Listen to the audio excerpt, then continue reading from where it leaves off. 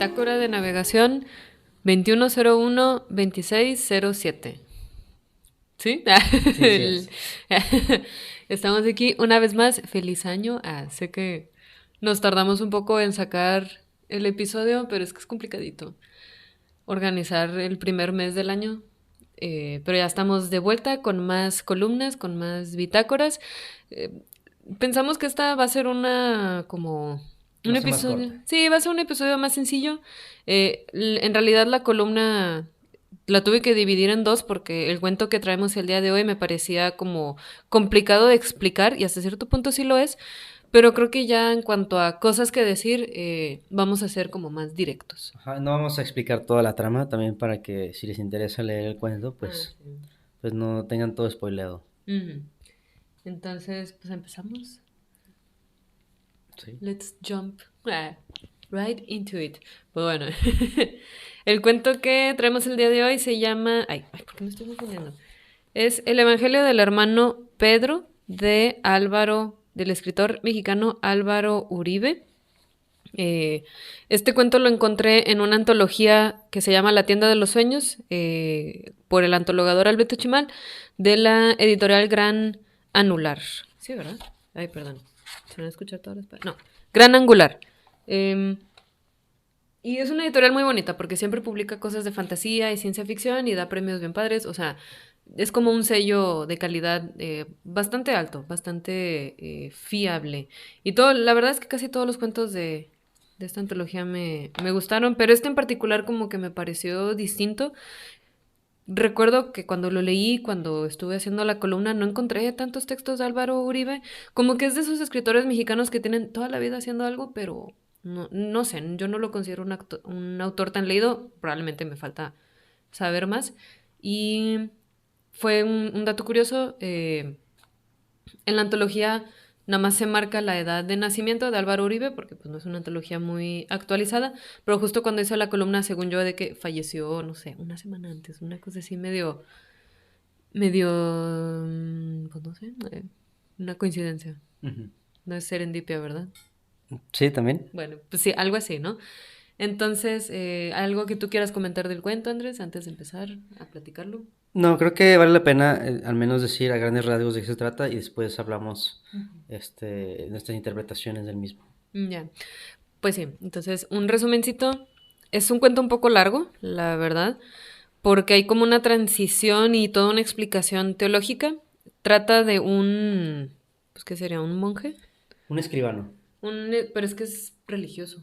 Los escribanos eran Ah, religiosos. bueno, pero pues que... O sea, su función principal era ser escribano. Él se Ujú. dedicaba a transcribir libros Sí. y se le aproxima una figura, una persona que está Mm. haciendo su doctorado en teología en ese entonces, en la edad medieval, ¿no? O sea, que Es hay el año fechas. 1374. Ah, Estamos sí, así en medio de la Inquisición y en medio de la peste exactamente, la negra. peste, ¿no? O sea, entonces hay muchas cuestiones como vinculadas al apocalipsis, este, por la propia gente, ¿no? Que se encuentra este personaje durante su trayectoria. Y nada, se le acerca a esta persona, un teólogo, que quiere que le ayude a transcribir su tesis. Ujú. Ujú. Para ver si entra... Ay, ¿cómo decía? ¿Entrar a qué? Básicamente hacer su doctorado. Sí, sí, pues es como un académico, ¿no? Un académico un Ujú. tanto misterioso, un tanto gentil, y pues le dice, no, pues te pago la mitad ahorita y te pago la otra mitad mañana que termines, porque ya Ujú. mañana lo quiero entregar. Y o sea, el hermano Pedro, así se llama el protagonista, como que no le da mucho interés, como que hasta tiene un encargo del Papa, entonces como que dice, Sí, o lo voy a dejar sea, para después. Se nota que va a estar bien aburrido y bien monótono y pues mejor X, lo sí, dejo para el me final. acuerdo, ¿no? De seguro va a ser sobre cuántos ángeles caben en la aguja o en la punta de una aguja, ¿no? Algo así, Sí, sí, decía aquí como dice, ¿no? chiste el escribano de que una reflexión completamente inútil, ¿no? Ujú. Y algo que también es interesante ahorita que estoy aquí con el texto a un lado, dice que la persona que se le acerca es un extranjero, o sea, como que claramente tiene una presencia como distinta, ¿no? Entonces, ya como que en la noche se pone a trabajar y ahora sí agarra este texto. Ah, Ah, un dato importante, está en Aviñón. bueno, sí, y Andrés, tú que sabes más de historia, ¿nos podrías decir 1374 en Aviñón, ¿en qué como situación geopolítica o Eh, política estamos? Pues no tengo así súper frescas las fechas, de hecho justo ahorita se me acaba de prender el foco, lo que eso lo debía haber checado antes, pero bueno, durante ese periodo había dos papas, el Ujú. papa y el antipapa, y estaba justamente uno de ellos en Aviñón y se excomunicaron o excomulgaron uno al otro, ¿no? Porque había toda una Ujú. disputa de quién era el verdadero papa, el de Aviñón, que está en Francia, en el sur de Francia, o el de Roma, ¿no? Al final del día no recuerdo cómo fue que se solucionó ni en qué año, Ni quién pero era el verdadero papá. es que hubo varios. Sí, eso pues Ajá. yo tampoco sé. Pues ellos tampoco, o sea, pero el punto es ese, ¿no? O sea, Ujú. están en medio de una disputa religiosa, están, en la peste negra, están en la Inquisición. Sí, entonces el contexto que rodea como a este hermano es muy complejo y muy conflictivo, muy complejo y conflictivo. Y como que el principio del cuento justo habla un poco de esa sensación como, pues de premonición, como de desesperanza que él siente, porque él, este copista, vive resguardado detrás de, pues no sé, no es una abadía, pero pues dentro de los muros como de la Un institución. estilo de vida monástico, ¿no? Ajá, dentro del monasterio o lo que sea, y, y puede observar el mundo hacia afuera, ¿no? Y como que una de las cosas que se me hace muy como, no sé, bonitas del cuento es como ese contraste que hace entre la belleza del mundo y la miseria que le toca ver también. Entonces como que eso le está generando un sentimiento como de mucha incertidumbre, mucha inquietud, mucha preocupación a este personaje y luego, ahora sí, llega este extranjero, le pide lo de la tesis y se pone a revisarla en la noche. Y Ujú. pues resulta... Así, o sea, la función del escribano era, él ya tenía la tesis, el extranjero, el escribano su función era redactarla otra vez para que quede con una caligrafía excelente, digamos, ¿no? Y le va a pagar en total 30 monedas de plata y le pagó un anticipo de 15. Ujú, entonces, entonces el manuscrito, eh, no sé si leer tal cual, cómo lo explica el cuento, porque siento que si lo explico yo, ¿no? No, está muy largo, ¿no? O sea, explícalo tú. Pues que siento que hace lo mismo. Bueno, explícalo tú. O sea, dice, ¿no? La argumentación era llana y limpia y podría resumirse así. Está escrito que Adán ya era un hombre maduro cuando surgió del lodo. Según la tradición, su edad era la de Cristo en el Calvario, 33 años. Está establecido igualmente que el primer acto del primer hombre consistió en dar a cada cosa su nombre propio. Adán poseía entonces el habla, que es la hija de la memoria. No hay efecto sin causa, de suerte que la memoria de Adán postula su existencia previa. Es decir, que si Adán nació ya adulto, significa que de alguna forma la vida esa previa que no nos toca ver, de todos modos existió, ¿no? Ajá, de lo contrario no podría nombrar las cosas. Ajá, no tendría esa conciencia y esa sabiduría. Y aquí dice, ¿no? El atributo divino de la omnipotencia es ambiguo. Dios puede crear de la nada, pero al mundo, una vez creado, lo gobiernan leyes. Esas leyes vedan al creador la facultad de cuadrar el círculo o engendrar un triángulo en que la suma de sus ángulos no sean igual a dos rectos. Esas leyes, de modo semejante, le niegan el poder de arrancar al fango un varón con memoria.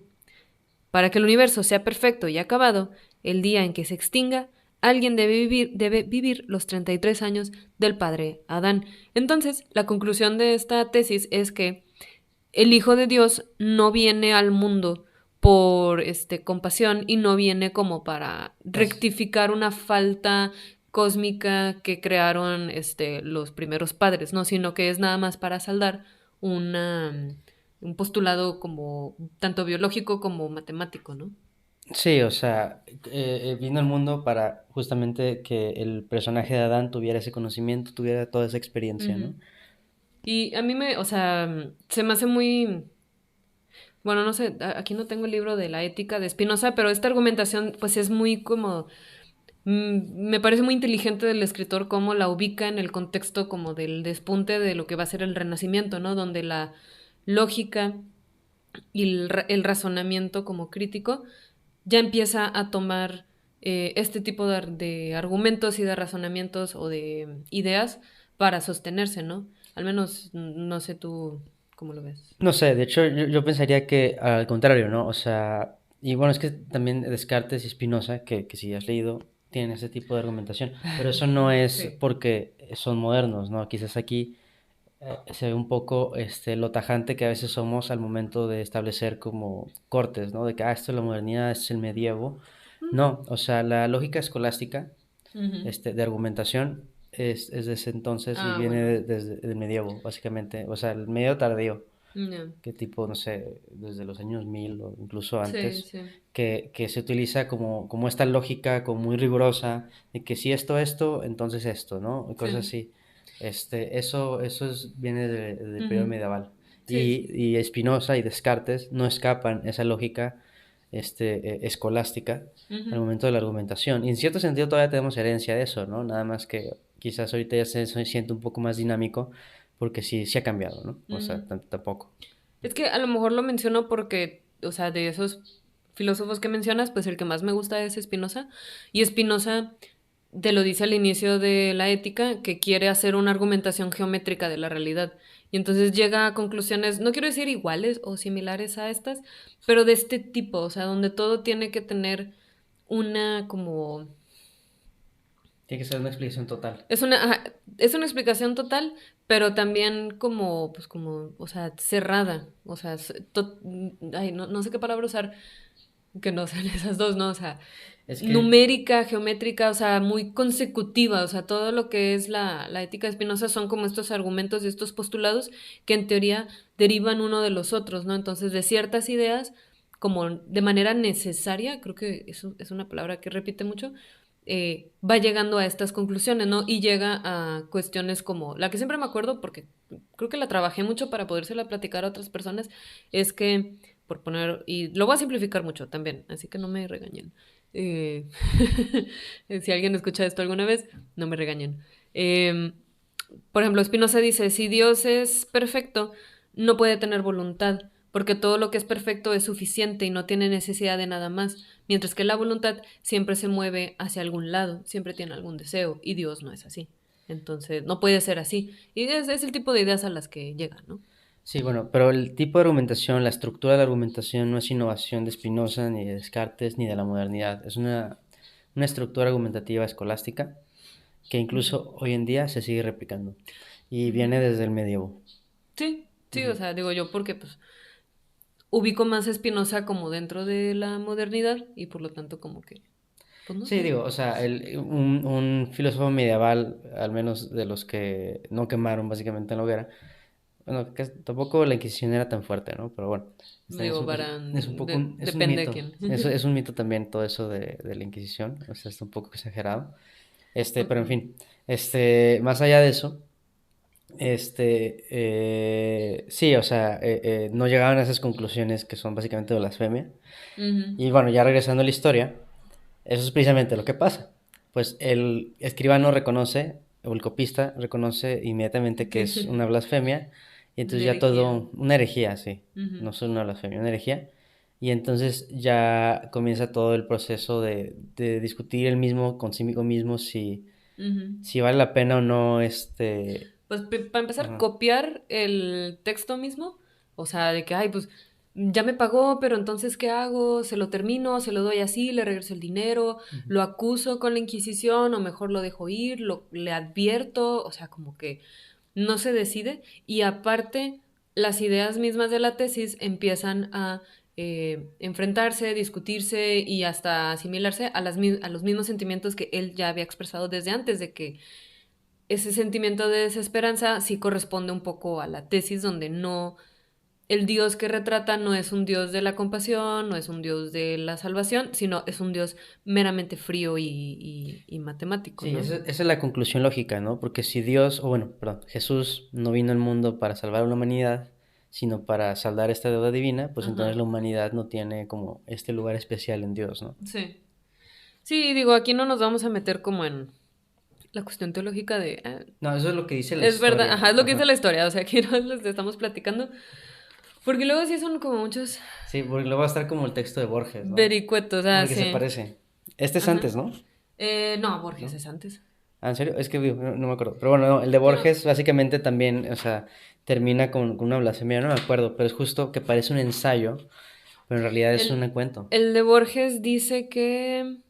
Ah, es que aquí no dice cuándo se publicó el cuento y la verdad ya me pasé. Perdón. No importa. Sí, sí. El cuento de Borges termina diciendo que, o sea, que Judas humaniza mucho la figura de Judas y que, ay, ¿cómo dice? Ah, sí, Que que es, como Judas, su acción de traicionar a Jesús es necesaria ajá, para que pueda Jesús morir, entonces Judas no, en realidad no traicionó a Jesús, ajá, sino que fue un eslabón importantísimo para ajá, para que él la pueda cumplir salvación. su salvación, ¿no? Y que en realidad se sacrificó por la humanidad, Judas, ¿no? Sí, o sea, como que quién se Ajá. sacrificó realmente, ¿no? Si Judas o Jesús. Una cosa Ujú. así. Pero el texto de Borges es como más. Pues no es una narrativa más como escondida, enmascarada, porque como dijo Andrés, se disfraza de un ensayo teológico, pero es una ficción. O sea, Ujú. Borges quiso como Es que fingir que esto sí existió. es un ensayo Escrito por alguien ficticio. escrito por alguien ficticio. Ajá. Y nada más para explorar estas ideas, ¿no? De esta otra ficción de lo que pudiera ser Ajá. como la mitología cristiana. Y ujú. Tal vez es momento de mencionar, porque pues el cuento de Borges lo dice con más, con más, más alineación, que también cuando me topé con este cuento, pues yo estaba pasando por mi fase así de súper, obsesión y afición por el musical de Jesucristo Superestrella, que creo que ya lo mencioné en otro capítulo, porque igual, o sea, todos los cuentos que en el segundo episodio, más bien no capítulo, en el segundo episodio en el que hablamos de La mujer de nadie, de Livia Brenda, pues igual corresponde a esta fijación que yo tuve, o todavía tengo, con este musical de Andrew Lloyd Webber, que humaniza mucho ciertas figuras, llegando como a estos límites de como la herejía, la blasfemia, porque están retando como la tradición cristiana de cómo interpretar como la historia, ¿no? Los evangelios. Sí, no digo, en grandes rasgos, digo, yo no soy tan fan de Jesucristo Superestrella, pero en grandes rasgos, Jesús como que se le sube mucho Sí, la fama y como que Judas intenta detenerlo, regresar sí. como toda la discusión hacia lo social, hacia la importancia, Ujú, de sacar adelante a los pobres, etcétera, y como Jesús ya está como muy subido ahí en ujú. el de que no, soy el hijo de Dios y no sé qué. Sí, o sea, depende Ajá. de la puesta en escena que veas. Todas, o sea, te dan una interpretación ya sea más como de medios de comunicación o más hacia como el desvarío místico, o bien la interpretación del 2012 es más como el culto a la persona. En general todo el musical habla del culto a la personalidad, pero la interpretación del 2012 sí se va más como a la figura del activista, que ya se vuelve más una celebridad y no tanto una figura actuante, ¿no? O sea, Ah, que... otras interpretaciones ponen a Jesús y Judas como homosexuales que están. Ay, es la mejor parte. Ajá, pero esa es una de las interpretaciones de los suecos, ¿no? ¿Cuál No, es? es que Ajá, el nivel de humoretismo en el musical varía, ¿no? ajá. Pero está desde el inicio, o sea, una de las como señales más, como claras de esto es que en la... Es que no es rivalidad, pero sí es como la rivalidad entre Jesús y Judas, que empiezan siendo como mejores amigos y mano derecha, así de que yo soy tu mano derecha, yo siempre, Judas le dice, no, he estado siempre contigo, entra la figura como de María Magdalena a generar disrupción, porque María Magdalena es como toda gentil y como que alimenta esta parte, como, ¿cómo decirlo? Sí, sí, sí, del culto a la personalidad de Jesús, ¿no? Porque en esta interpretación María Magdalena está enamorada, ¿no? Y tiene esta canción muy bonita en la que expresa esos sentimientos como indudablemente románticos y hasta eróticos hacia Jesús. O sea, como que sí expresa ese deseo de estar con él físicamente, pero también el miedo, ¿no? Y pues eso es un punto de contención, depende de la interpretación, se puede ver como un triángulo amoroso o no, nada más como Judas enojándose porque le están quitando a su amigo. Pero más adelante, como en el clímax de la historia, que es cuando Judas intenta revertir lo que hizo, se arrepiente, lanza el dinero al suelo, tipo así, él vuelve a cantar la misma canción romántica que cantó María Magdalena. Entonces tú dices, en la lógica del musical, eso sí denota algo, ¿no? Y la versión que Andrés se refiere, si no me acuerdo si es la sueca, la húngara o la polaca, siempre es una así escandinava, como bien, no sé. No, la Hungría y Polonia no son países Ay, escandinavos. bueno, lo siento. Es que es más para allá. Ok. O sea, es que no es, es más darks, o sea, y no la he visto, entonces por eso se me olvida, porque es más al noroeste de Europa y todos son como bien darks. O Ujú. sea, todos traen pantalón de cuero y camisas de redes, así, uy, o sin camisa. Digo, así, todos son muy sexys. Y esa es como la interpretación que yo he visto, donde sí es muy flagrante así como el interés romántico y como el ser un homosexual como flamboyante, ¿no? Que es como la mejor parte. Y nada más, o sea, el típico beso entre Jesús y Judas, igual varía mucho el pudor entre las interpretaciones, ¿no? O sea, la de los setentas está como... Es muy, creo que me parece como muy cariñosa. La del 2001 sí está un poquito más así, más directa, de que, uy, se están besando en los labios. La del 2012 sí está muy fría, lo cual es una lástima porque el Judas de esa versión es de mis favoritos. Y esta versión como europea, ahí sí, ahí sí es un beso así, con lengua y todo, ¿no? Bueno, ¿Sí o no? ya, no sé, yo no he visto esa versión. Ah, Pero bueno, bueno, tenemos ya que verla. regresando a la historia y hablando de Judas, el Ujú. escribano, al final del día tiene todo este debate interno sobre si lo van a, si va a acusarlo o no. Ujú. Creo que no quiero decir cuál fue la lógica a través de la cual llega a la conclusión de que sí lo va a acusar, porque creo que es como parte con el clímax de la Pues historia. sí, Entonces vamos a sí, dejarlo sí. así. La historia está bastante buena, es muy, muy interesante. Ujú, Y en todo caso, sí termina siendo un Judas, la referencia a las 30 monedas de plata, pero también ujú. porque como este escribano vive en el pueblo y demás, para poder acusar a esta persona, le tiene que dar un beso, ¿no? Es que tiene Ujú, que, igual, como que sí decide acusarlo, ujú, y tenemos que explicar el final para como llegar a la idea que yo quise explorar en la columna, que sí quisiera mencionarla, pero él llega a esta conclusión y como que dice, ay, como yo tengo que llegar a Viñón, o sea, él estaba como afuera de la ciudad y al entrar dice, llega con los guardias y les dice, ay, pero como yo soy una persona como un servidor público, por así decirlo, todos me conocen. Entonces, ¿cómo le voy a hacer para indicarle a los guardias quién es la persona a la que voy a acusar? ajá. No puede ser un simple abrazo porque pues igual me abraza mi amigo. Sí, Ujú, sí, sí, no puede ser un apretón de manos porque igual me va a topar ujú. a un compadre y pues no puedo confundir algo tan importante. Y como que él mismo todo el tiempo está dudando y se siente culpable de entregar a este señor porque dice, ay, pues este extranjero no tiene como una mala intención. Y como que hasta cuando lo ve, le dice, o sea, le trata de advertir de que es que lo que escribiste es una blasfemia, no sé qué, y el otro está como con una actitud muy abnegada y muy resignada y muy como ecuánime, ¿no? Y es él ese mismo extranjero el que le da el beso al hermano Pedro.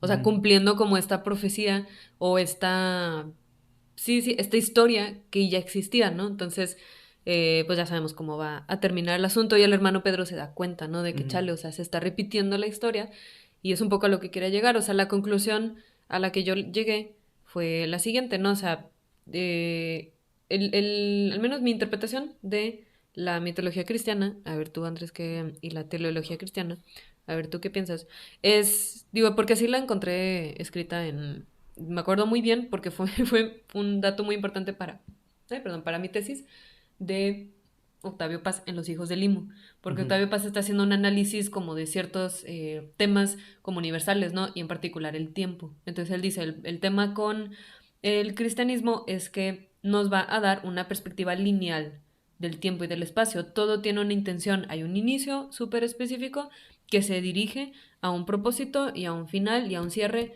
muy concreto, ¿no? Y esta historia, la del hermano Pedro, lo que hace, al menos la manera en como yo lo puedo describir, es que la hace circular. No es exactamente cíclica, a lo mejor sí, me parece que puede ser una interpretación válida, pero yo la veo más como este inicio y este final como geométrico en donde la historia se repitió porque una de eh, ¿cómo decirlo? Una de las conclusiones a las que llega el cuento es que eh, el sacrificio del Hijo de Dios no tiene por qué ser como vistoso. O sea, si es una cuestión para saldar una deuda con Dios mismo, no tendría por qué publicitarse tanto, o sea, eso no es necesario para que se cumpla, entonces como que el mismo hermano es parte de los argumentos como herejes donde dice, pues entonces como Jesús y los milagros, o sea, él mismo se da como vueltas, pero así es como también se da cuenta al final de que, chale, nosotros lo estamos haciendo otra vez. Ajá, hay una ciclicidad, ¿no? Entonces Ujú, no es lineal la lógica de como en el cristianismo, ¿no? De que hay un ujú, inicio y un final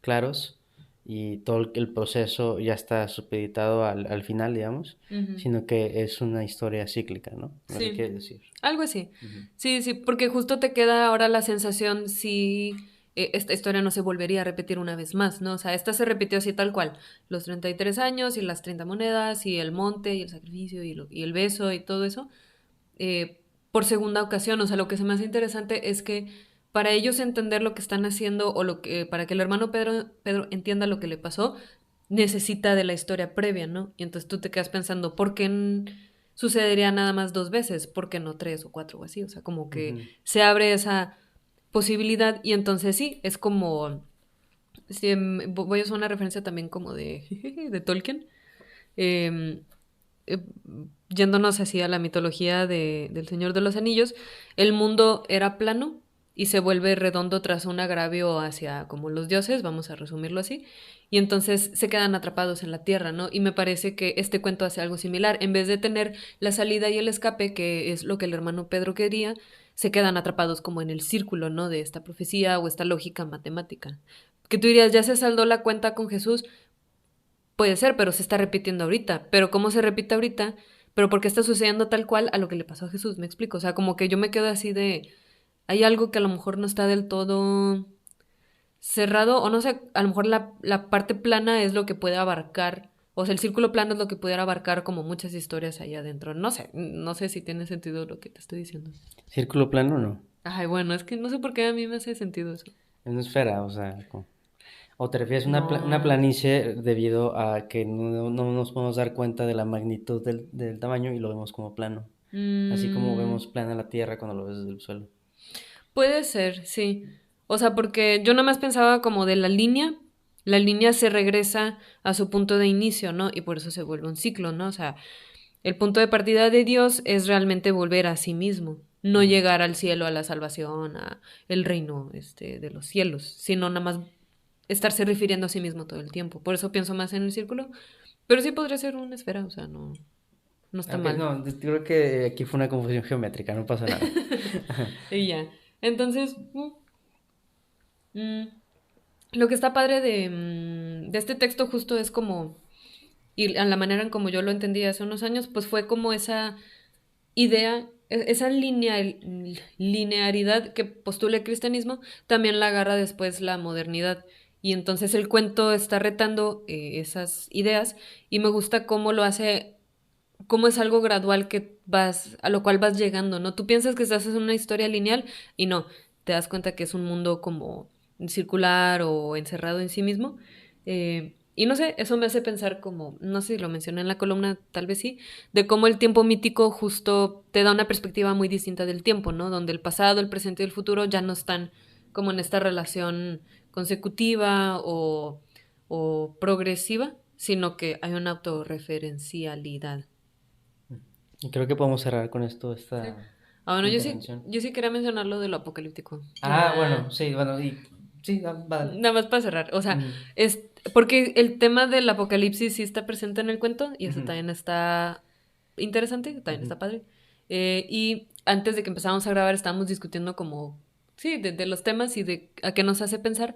Y el fin de semana fuimos a ver la cuarta entrega de la saga de Exterminio. Esta, la que se llama El Templo de los Huesos. Ajá, 28 días después, 28 días después, también conocida en inglés, mejor conocida como, o sea, 28 Days Later. exterminio es una pésima traducción. Bueno, ya sé, no sé por qué hicieron eso. Pero a mí me encantan esas. Bueno, me encanta la primera. Y no había visto las otras y pues fui a ver la cuarta, ¿no?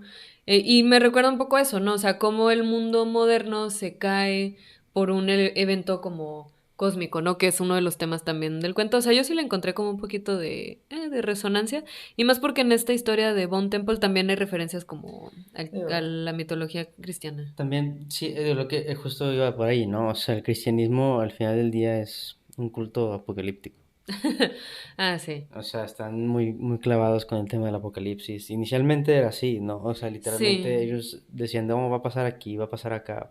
Y por eso no es casualidad que también estén en la peste bubónica, ¿no? Sí, sí, Ajá, esta y idea eso como... digo, revisionando otra vez el apocalipsis en este texto, pues ya está pasando el apocalipsis aquí, ¿no? Y quizás en ese sentido sí pasa en este universo Ujú. el apocalipsis de manera frecuente, más frecuente de lo que vemos, ¿no? Sí. Que digo, que en términos de mito, Ujú. yo pienso que tiene sentido, ¿no? O sea, al final del día el apocalipsis está refiriendo también a una experiencia humana. Ujú.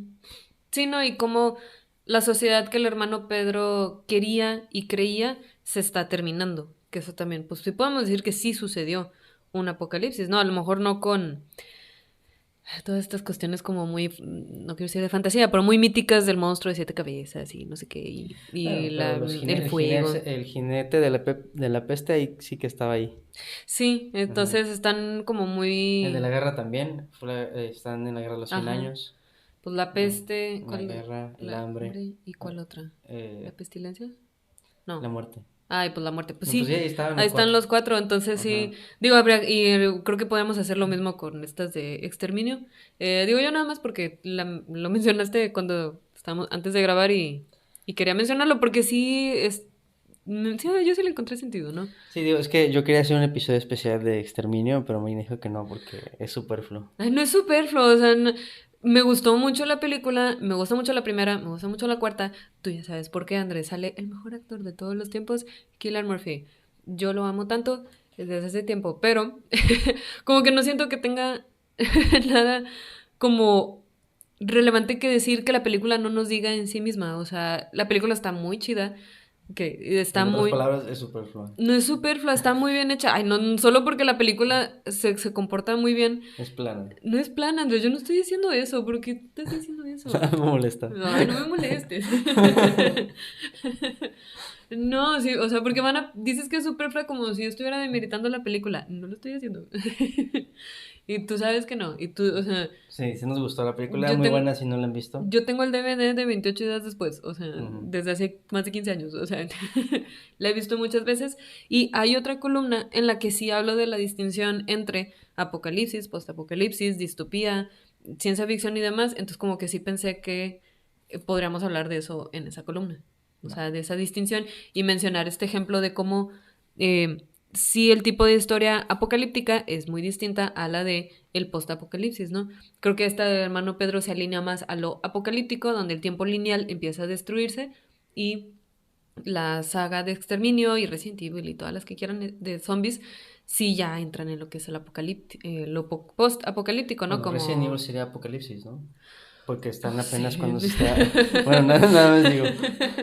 No sé, que es así como que cada película es Bueno, algo sí, muy Resident raro. Evil está más allá del bien y el mal, ¿no? Ya sé. Y esas también las vi todas. Me dio mucha risa darme cuenta de eso, de que, sí es cierto, hubo un Eso momento en sí, hubo un punto donde... donde dejé de verlas.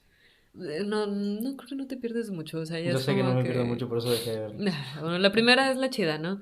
Que es la que más se asemeja como a este tema de 28 días después. Pero bueno, véanla, la recomendamos. Busquen este cuento de Álvaro Uribe, revisen la columna Penumbria. Un saludo a Miguel y a todos los autómatas que ahí publican sus textos y revisen sus convocatorias, están bien bonitas. La verdad es que la labor de la revista yo siempre lo admiro mucho. Y pues nada más, últimas palabras, Andrés. Andrés Out. No, Andrés, espera. Hay que ver Jesucristo Superestrella. Ok, vamos a ver la versión sueca. Ay, esa es la que nos falta ver. Sí, Ajá. sí, sí, por mi cumpleaños. Ok, Bueno, ahora sí. Andrés Out. Marina out.